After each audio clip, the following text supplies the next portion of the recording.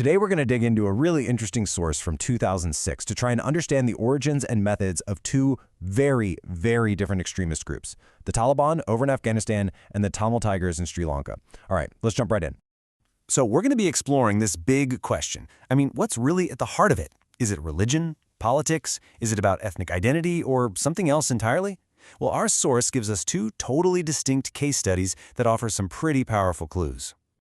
So on one hand, you've got the Taliban, a movement that was basically forged in the chaos of a foreign invasion and a brutal civil war. And then on the other side, you've got the Tamil Tigers, a group that grew out of decades of simmering ethnic tension in Sri Lanka. I mean, two groups, worlds apart, but both of them defined by their turn to violence. Okay, now this is really, really important to remember. We are looking at a historical snapshot. This is not a current events update. Okay? It's a deep dive into how these groups were seen and understood at one specific moment in time, all the way back in 2006. That context is absolutely key to everything we're about to talk about. So here's our game plan. We're going to cover the Taliban's origins and their time in power, then we'll switch over to the Tamil Tigers struggle and their tactics, and then at the end we'll compare the completely different roots of these two conflicts to see what we can learn. So, let's kick things off with the Taliban. Their story, at least according to our source, doesn't just pop out of nowhere.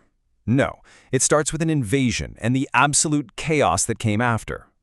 You can see from this timeline how a whole decade of war created, well, the perfect storm for a new power to rise up.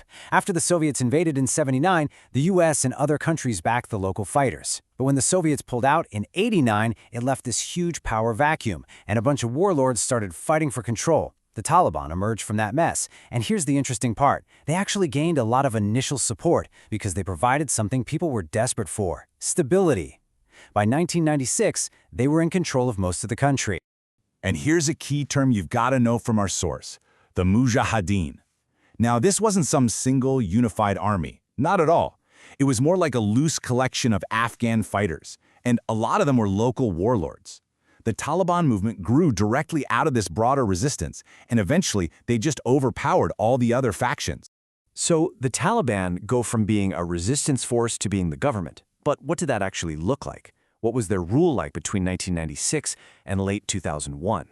Well, according to this 2006 text, their rule was defined by an incredibly strict interpretation of Islamic law, and that led to these huge changes across society. Women were almost completely removed from public life. They lost the right to work, to get an education, media was severely restricted, and the government's influence was felt in pretty much every single aspect of daily life. So, as you can probably guess, these policies led to a massive international outcry. But, it was really their foreign policy, specifically their relationships with international terrorist groups, that would end up being their downfall as a government. And this decision right here in 1996 was a huge turning point. By giving refuge to Osama bin Laden, the Taliban basically set themselves on a collision course with the United States. After the 1998 embassy bombings in Africa, and then again after the September 11th attacks, the U.S. demanded they hand him over, and every single time the Taliban refused. That refusal, well, it led directly to the U.S. invasion in late 2001, and the Taliban government was overthrown in just a few months. But, and our 2006 source makes this crystal clear, that was not the end of the Taliban. They just shifted from being a government back into a really powerful insurgent force. Okay, let's do a complete 180 now. We're going to switch gears and travel to Sri Lanka to look at our second case study, the Tamil Tigers. Now, their story isn't one of foreign invasion, but of a deep, long-simmering ethnic conflict. So to understand the Tamil Tigers, you have to understand this split in the country. You had the Sinhalese majority, mostly Buddhist, who came to dominate the government after independence in 1948. And then you had the Tamil minority, mostly Hindu, who felt more and more pushed aside by policies that promoted Sinhalese nationalism. A perfect example was making Sinhala the only official language, which pretty much locked a lot of Tamils out of good government jobs and universities. That feeling of discrimination, that was the seed of the whole conflict. And this slide, it just shows this really tragic progression from peaceful politics to violent struggle. I mean, it all started with political groups advocating for their rights. But as younger members got more and more disillusioned, they came to believe that peaceful methods just weren't working. And that led to the formation of the LTTE, the Tamil Tigers, in 1976. Their goal wasn't reform anymore, it was separation, to carve out an independent Tamil state, by force if necessary. So how exactly did they try to achieve this goal? Well, the 2006 source paints a picture of a group that really pioneered some brutal and effective tactics, and they became notorious for them all around the world. So what's this number, roughly 230, all about? Get this. That's about how many recorded suicide attacks the Tamil Tigers had carried out by 2006. According to our source, they weren't just using this tactic, they pretty much pioneered it, becoming one of the first modern groups to systematically make suicide bombing a core part of their whole strategy. And this strategy was carried out by a very specific, dedicated unit known as the Black Tigers. This group of suicide bombers became the LTTE's most infamous and, frankly, most feared weapon. And look, this wasn't just some regional perception. This quote from a U.S. State Department report, which is cited in our source, shows just how cemented their reputation was on the world stage. For a lot of international observers, the Black Tigers were the LTTE. But suicide bombings weren't their only tactic, not by a long shot.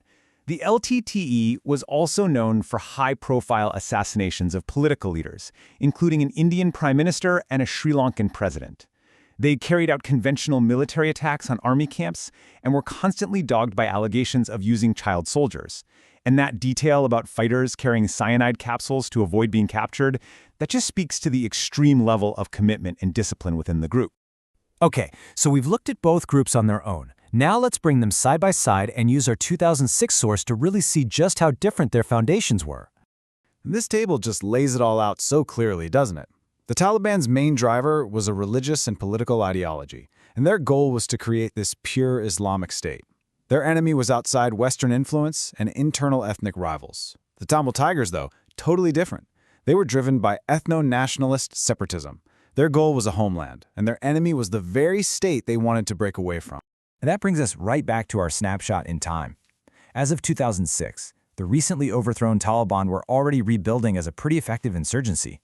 Meanwhile, the Tamil Tigers were in the middle of a very fragile ceasefire, in a conflict that had already been raging for decades and seemed nowhere near a permanent solution. So we'll end with this question. Our source shows two very different paths to extremism. One was forged in the chaos of a geopolitical conflict, and the other was born from the slow burn of ethnic discrimination.